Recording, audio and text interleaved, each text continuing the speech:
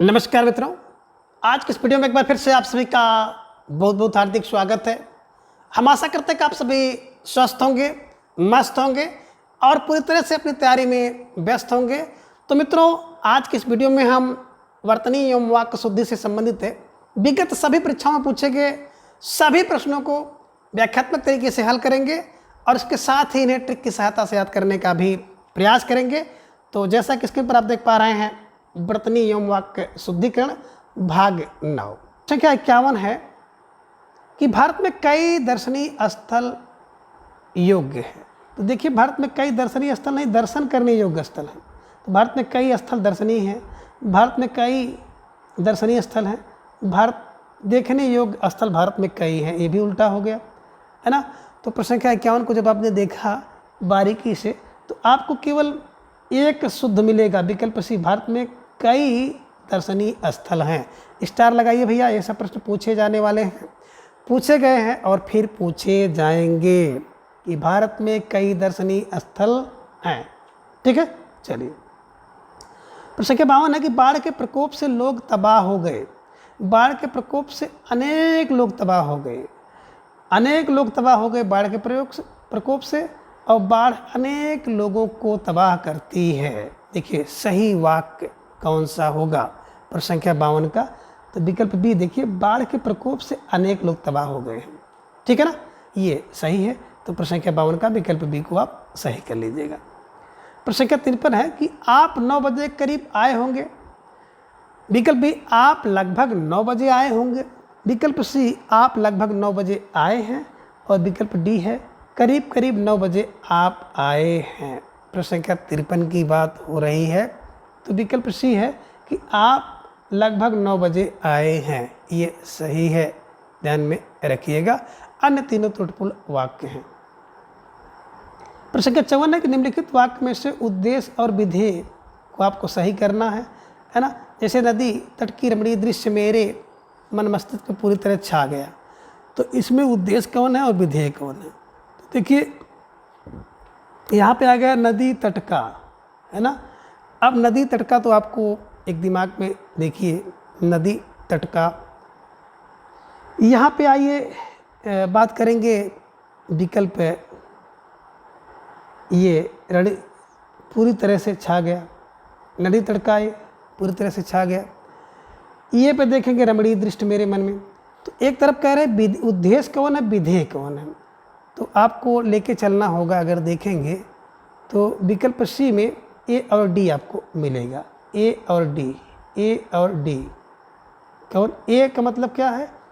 ए और डी, ए और डी, ध्यान में रखिएगा। तो तीसरे का सी अगर आएगा तो नदी तट का रमणीय दृश्य जो है, नदी तट का रमणीय दृश्य मेरे मन मस्तिष्क पे छा गया, इसे ध्यान में रखेंगे। एक तो ये सही हो गया, है ना। तो इसी के हिसाब से अगर आप सही करेंगे तो विकल्प सी आपको मिल जाएगा, ये ध्यान में रखिएगा। ठीक है, चलिए। एक का 3। प्रश्न संख्या 55 है कि आज कल मौसम बदलने लगा है। आज कल मौसम बदलने लगा है। क्या बदलने लगा? बोले मौसम बदलने लगा है। तो आज कल से पूछ रहे हैं कि आज कल का परिचय क्या होगा, किसका, है ना। मौसम, मौसम का क्या है ना, विशेषण है। कैसा विशेषण है ना। तो आजकल क्या बदलने लगा है ना। मौसम, मौसम कब बदलने लगा है? तो बता रहे हैं कि आजकल। क्या बता रहे हैं? आजकल मौसम बदलने लगा है। यानी कालवाचक क्रिया विशेषण, बदलने लगा क्रिया है, इसका विशेषण है। ठीक है ना। तो प्रश्न संख्या 55 का विकल्प सी इज राइट आंसर, स्टार लगा लीजिएगा। ठीक है, चलिए आगे। प्रश्न संख्या 56 है कि निम्नलिखित वाक्य में से उद्देश्य और विधेय हैं। उद्देश्य और विधेय कौन है, ये ध्यान में आपको रखना है कि कल हमारे विद्यालय के, है ना, अब विद्यालय के बच्चों ने देखा, नाटक देखा। तो आप रखें कल हमारे विद्यालय के, है ना, कल हमारे विद्यालय के बच्चों ने नाटक देखा। ए डी भी आपका बन सकता है, ए डी अगर कहीं मिल जाए, डी ये मिल जाए तो आप उसको भी लगा सकते हैं। यानी कि प्रश्न संख्या, है ना, विकल्प सी आप सही कर सकते हैं। 56 का विकल्प डी ए ध्यान में रख लीजिएगा। तो निश्चित रूप से आप इसको सही कर सकते हैं, डी ए ध्यान में रख लीजिएगा और प्रश्न संख्या 56 को सही कर लीजिएगा। कल हमारे डी ए कल हमारे विद्यालय के, और यहाँ पे ए लीजिएगा, कल हमारे विद्यालय के नाटकों ने, ठीक है ना, छात्रों ने नाटक दिखा, ठीक है। चलिए आगे प्रश्न संख्या 57 है कि सही शब्द है, बिल्कुल सही शब्द अभी 20 बार आप इसको देख चुके हैं। उज्ज्वल, छोटा उ, डबल डाधा ज वल उज्ज्वल, तो शुद्ध रूप विकल्प सी हो जाएगा। 57 के सी को आप सही कर लीजिएगा।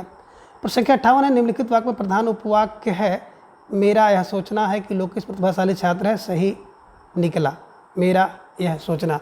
तो प्रश्न संख्या 58 पे जब आप आएंगे तो बिल्कुल विकल्प डी आपको सही मिलेगा। मेरा यह सोचना सही निकला, मेरा यह सोचना सही निकला, ये सही होगा, ठीक है।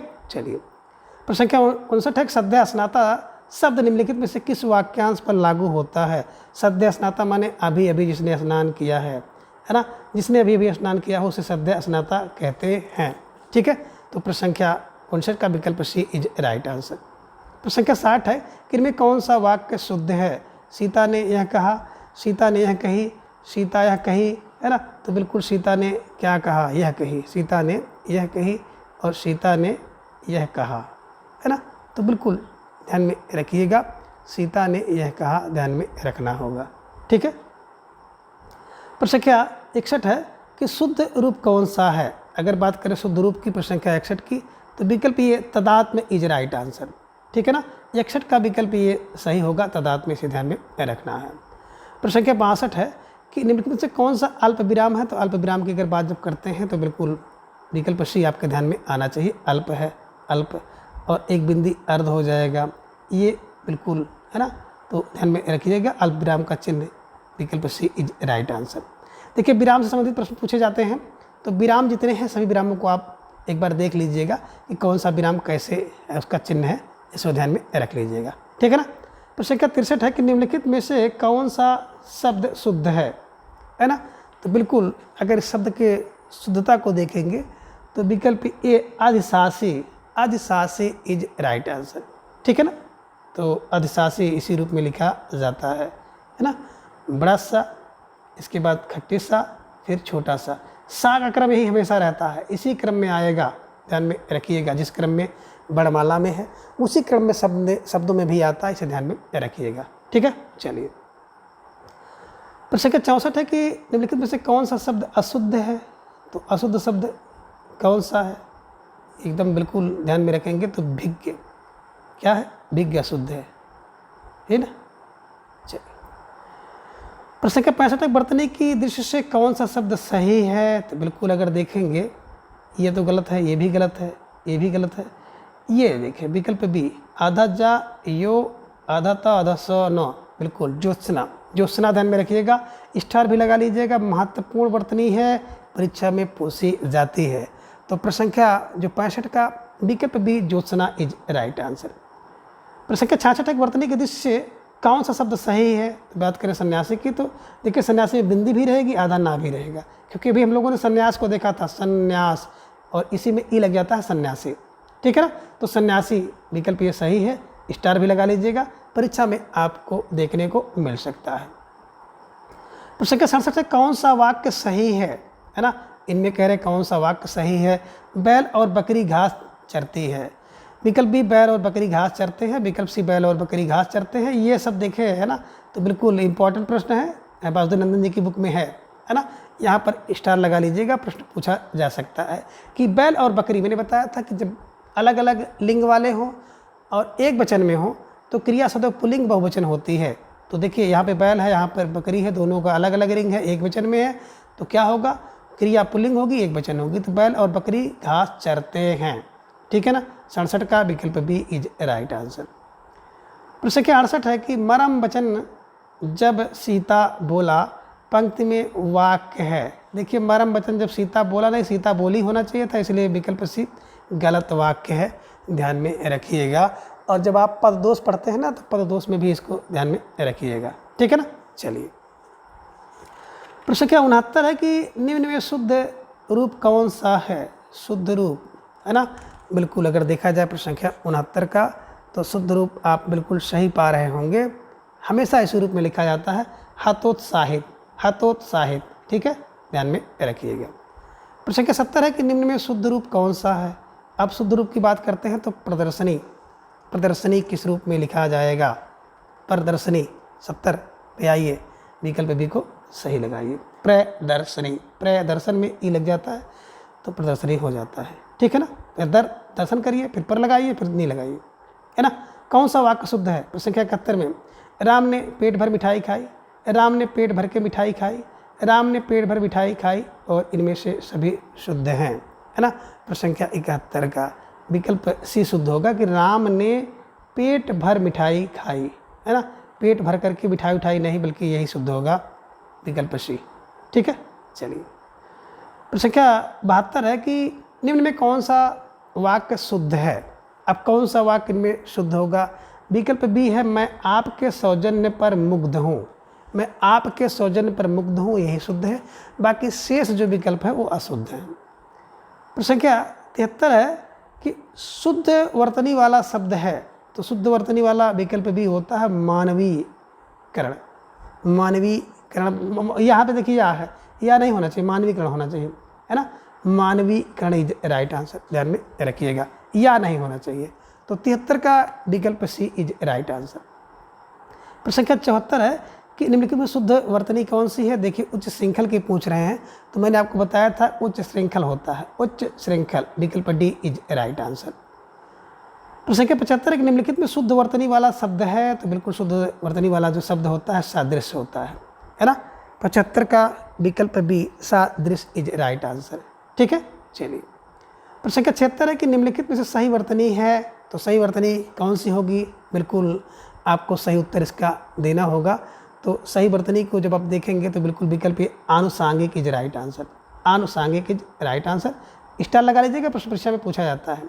अपने हाथ से काम करो, तो इसका भी आपने देखा था कि अपना काम स्वयं करो, अपना काम स्वयं करो। 77 का बिल्कुल विकल्प ए इज राइट आंसर। प्रश्न संख्या 78 के नीचे दिए गए एक ही शब्द की वर्तनी चाहिए, चार तरफ से लिखी गई, कौन सा सही है। तो बिल्कुल मैंने बताया था अनुग्रह जब लिखेंगे आप तो अनुग्रह गामेरा लगाएंगे, और अनुग्रहित लगाएंगे तो अनुग्रहित गामेरी लग जाएगा, ये ध्यान में रखिएगा। और प्रश्न संख्या 78 का जो विकल्प है एकदम सी अनुग्रहित इज राइट आंसर। ठीक है। प्रश्न संख्या 79 नीचे देखिए एक शब्द की चार वर्तनी है, सही वर्तनी का चयन कीजिए। तो बिल्कुल सही वर्तनी जो होगी 36 की 36 36 छाधता तब बड़ी मदद 30 है 36। ठीक है। प्रश्न संख्या 80 है कि एक ही शब्द की वर्तनी चार तरह से लिखी गई, सही वर्तनी का चयन कीजिए। तो जब प्रश्न संख्या 80 को आप देखेंगे तो बिल्कुल विकल्प भी होगा, ऊपर लिखित इज राइट आंसर, ऊपर लिखित इज राइट आंसर। प्रश्न संख्या 81 है कि उन्नत मना शब्द का सही अर्थ है, उन्नत मना। प्रश्न संख्या 81 का विकल्प डी उच्च भावों एवं विचारों से युक्त, उच्च भावों एवं विचारों से युक्त इज राइट आंसर, इसे ध्यान में रखिएगा। प्रश्न संख्या 82 है कि मनोविकार सूचक शब्दों, वाक्यांशों तथा वाक्यों के अंत में किस चिन्ह का प्रयोग होता है। तो मनोविकार युक्त सूचक शब्दों, वाक्यांशों का प्रयोग किस प्रकार से प्रयोग होगा। तो बिल्कुल प्रश्न संख्या 82 का विकल्प ये कह रहे हैं विस्मय बोधक, है ना, क्योंकि मनोविकार में क्या होता है, विस्मय होता है, आश्चर्य होता है, तो यह ध्यान में रखिएगा। प्रश्न संख्या 83 है कि शुद्ध वर्तनी वाले शब्द का चयन करिए। शुद्ध वर्तनी की बात जब भी आएगी तो आप बिल्कुल सही समझ रहे हैं, प्रागैतिकी, प्रागैतिहासिक, प्रागैतिहासिक, ध्यान में रखिएगा। और प्रश्न संख्या 83 के विकल्प बी को सही करिएगा। प्रश्न संख्या 84 है कि निम्नलिखित में शुद्ध वाक्य है, शुद्ध वाक्य कौन सा है। देखिए स्नेहा गीत की 2-4 लड़ियाँ गाई, 2-4 कड़ी होती, लड़ी नहीं होती। परीक्षा प्रणाली नहीं बदलनी चाहिए। मुझे बड़ी भूख है, मुझे बड़ी नहीं बल्कि जोर की भूख लगी है। केरल अहिंदी भाषी प्रांत है, यही बिल्कुल शुद्ध है। कौन। प्रश्न संख्या 84 का विकल्प D is right answer, Kerala अहिंदी भाषी प्रांत है। प्रश्न संख्या 85 कि इनमें से एक शब्द वर्तनी की दृष्टि अशुद्ध है। तो बिल्कुल आपने देखा कि द्वारका होता है, क्या होता है, द्वारका, यही बिल्कुल अशुद्ध है। अहल्ला, प्रव्राज और वाद्र शुद्ध है। ठीक है ना। तो आई थिंक 85 का आपने उत्तर सही जाना होगा। ठीक है, विकल्प ये द्वारका है ना, अशुद्ध है। प्रश्न संख्या 86 कि हिंदी में कौन से शब्द ऐसे हैं जिनके दो दो रूप समांतर चलते हैं। तो दो दो रूप समांतर चल रहे हैं तो बिल्कुल गर्दन और गर्दन, साधु साधु नहीं चलता है, ये नहीं चलता, बिल्कुल ये दोनों चलता है। ठीक है ना, ये दोनों रूप शुद्ध है। तो 86 का विकल्प एक को आप सही कर लीजिएगा। और प्रश्न संख्या 87 है कि निम्नलिखित में से एक युग्म अशुद्ध है। अब एक कौन अशुद्ध है, तो बिल्कुल आपने सही देखा है ना। सौदागर फारसी है, समन अंग्रेजी है, आलमारी तुर्की आपने यहाँ पे देखा, बल्कि तुर्की नहीं है, पुर्तगाली है, ध्यान में रखिएगा। ठीक है ना, तो अलमारी पुर्तगाली शब्द है और किताब अरबी है। ठीक है ना, तो अलमारी जो तुर्की देख रहे हैं, तुर्की नहीं बल्कि क्या है, पुर्तगाली है, ये ध्यान में रखिएगा। और प्रश्न संख्या 87 के विकल्प सी को आप सही कर लीजिएगा। ठीक है, चलिए आगे जो प्रश्न संख्या 88 है कि इनमें से एक वाक्य अशुद्ध है। एक वाक्य अशुद्ध है, ध्यान में रखना होगा। मैं दर्शन करने आया हूँ। विकल्प बी, मैं अपनी बात का स्पष्टीकरण देने के लिए। देखिए यहाँ पे विकल्प है मैं दर्शन करने आया हूँ, सही है। लड़का मिठाई लेकर दौड़ता हुआ घर आया, वहाँ भीड़ लगी थी। तो देखिए मैं आपका दर्शन करने आया हूँ, बिल्कुल सही है। लड़का दौड़ता हुआ ही आएगा, भागता हुआ होता तो शुद्ध हो जाता। वहाँ भीड़ लगी थी, ये भी सही है। लेकिन मैं अपनी बात का स्पष्टीकरण देने के लिए नहीं, मैं अपनी बात का स्पष्टीकरण करने के लिए नहीं, बल्कि मैं अपनी बात कहने के लिए आया हूँ। बात का स्पष्टीकरण जो है ये गलत है, ध्यान में रखिएगा। मैं अपनी बात का स्पष्ट करने के लिए तैयार हूँ, है ना। ये जो अगर देखा जाए, मैं अपनी बात का स्पष्टीकरण करने के लिए तैयार हूँ, है ना, ये वाक्य अगर देखा जाए तो आप कह सकते हैं मैं अपनी बात का स्पष्टीकरण करने के लिए, मैं अपनी बात का स्पष्टीकरण करने के लिए तैयार हूँ, है ना। ये वाक्य आपको दिख रहा है, मैं अपनी बात के स्पष्टीकरण के लिए तैयार हूँ। ठीक है, ये अशुद्ध है, ध्यान में रखिएगा। प्रश्न 89 है कि वर्तनी के दिशा में से अशुद्ध शब्द है। तो देखिए ज्योत्सना यहाँ पे सही है, भास्कर भी सही है। अहोरात्र अगर देखा जाए, देखिए भास्कर में, भास्कर यहाँ पे ध्यान में रखिएगा, है ना। तो भास्कर में छोटा सा होना चाहिए था, ये अशुद्ध है। जितना सही है, अहोरा सही, मिष्ठान सही है, भास्कर गलत है। भास्कर भा आधा साकर होता है। ठीक है, चलिए और आगे है प्रश्न संख्या 90 कि निम्नलिखित शब्दों में से एक वर्तनी शुद्ध है।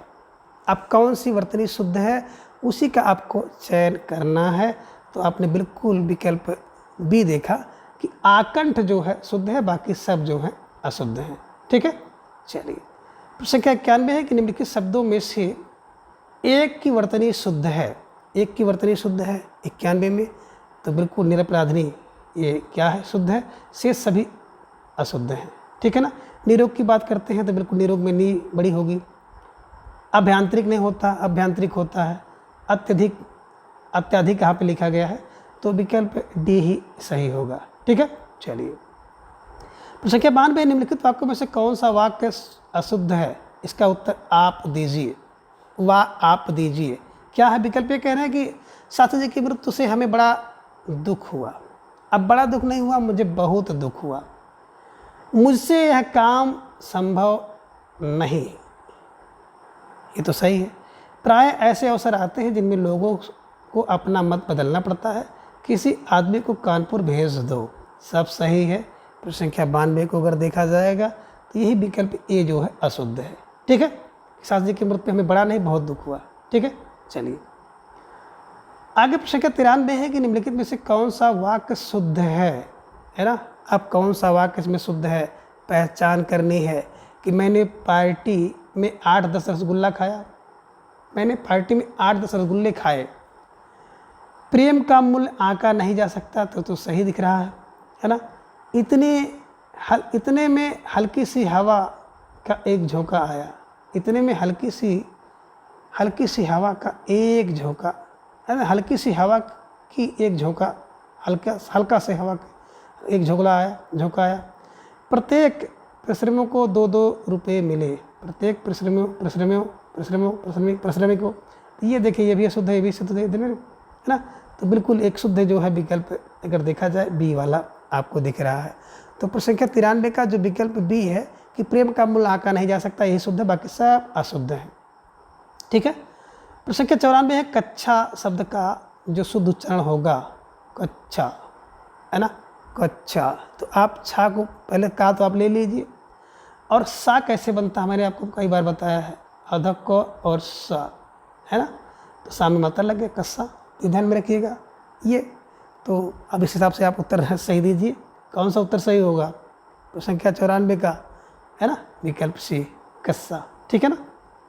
संख्या 95 निम्नलिखित में से किस शब्द की वर्तनी अशुद्ध है? तो देखिए, ज्योत्सना, श्रृंगार, अध्यात्म, उज्ज्वल, है ना, एकदम सही समझ रहे हैं। ज्योत्सना, आधा जा यो आधा तो आधा सुना होता है, ये ध्यान में रखिएगा। श्रृंगार सही, अध्यात्म सही, उज्ज्वल सही है ना।